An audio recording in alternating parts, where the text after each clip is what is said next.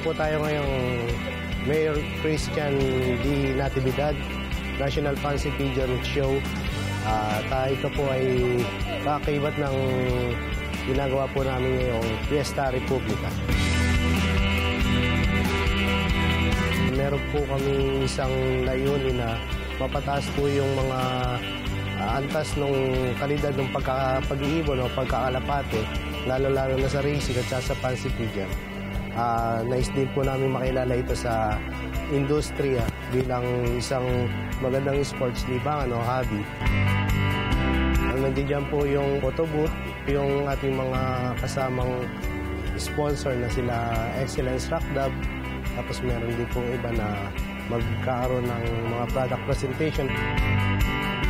Sama-sama po kami ng Tropang Bulacan. Pinagandahan po namin maigi para meron po kaming event na sama-sama po ang buong fancier ng Pinas like Laguna, Batangas, Nueva Ecija, Tarlac.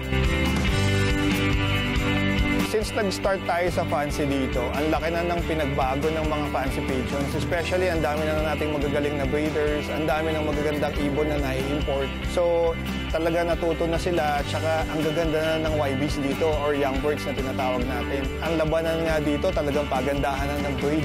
Yung mga imports, hindi na nila pinapansin lalo na sa shows. Tapos makikita mo na rin kung paano nila nadidevelop yung mga kulay. Alam na rin nila yung tamang combination ng color combination, kung paano mapapalabas yung kulay. Actually, itong fancy pigeons, I can say, isa po ako sa nag-imports ng mga ibon dito sa Pilipinas. And yung growth po talaga is napakalaki. Siguro masasabi natin yung last 5 to 7 years, makikita mo talaga yung pinagbago. At saka makikita mo talaga yung mga interesado sa mga kanya-kanyang breed nila. Mahigit ng 30 taon ako nag-aalaga ng fancy pigeon.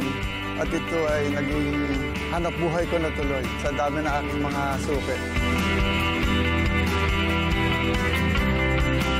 Sa quality of birds, siyempre, alam po nila na show po to.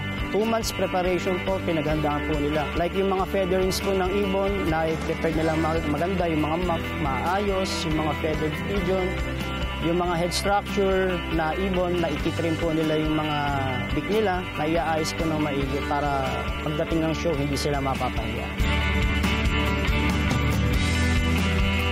Actually, partial ako sa stance. Kailangan, kahit gaano kaganda yung ibon, kailangan makatayo, kailangan maganda yung stance, yung tinatawag kong station. Kahit anong mangyari, kailangan tumayo yung ibon mo. Pagandahan to ng ibon, so parang beauty pageant din. Kailangan pagandahan tumayo.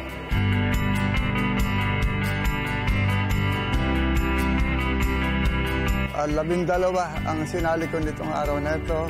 Pinaliliguan ko tuwing 2 linggo at hindi inaayos ko yung mga paa niya, nililinis, yung mga ilong. Pinupunasan ko ng ang langas para matanggal yung dumi sa ilong. Ito yung ginagawa ko 1 buwan at kalahati bago ang laban.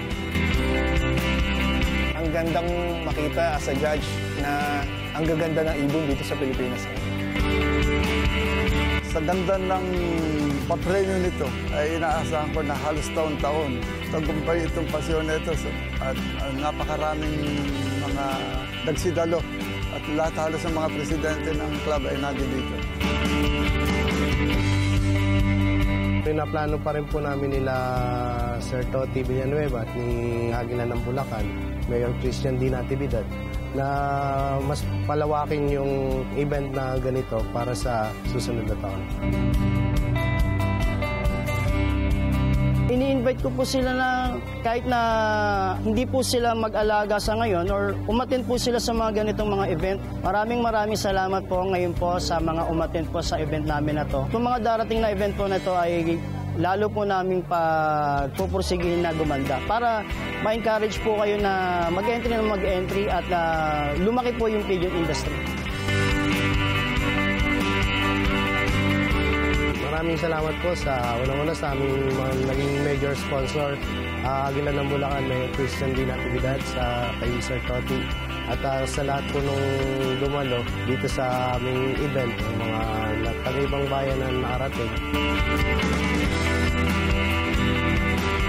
Tuloy-tuloy po nating suportahan ang lahat ng shows dito sa Pilipinas. Ang gawin lang po natin is magtulungan, irespeto po yung isa't isa, at patuloy po natin pagandahin yung pigeon industry dito sa Pilipinas.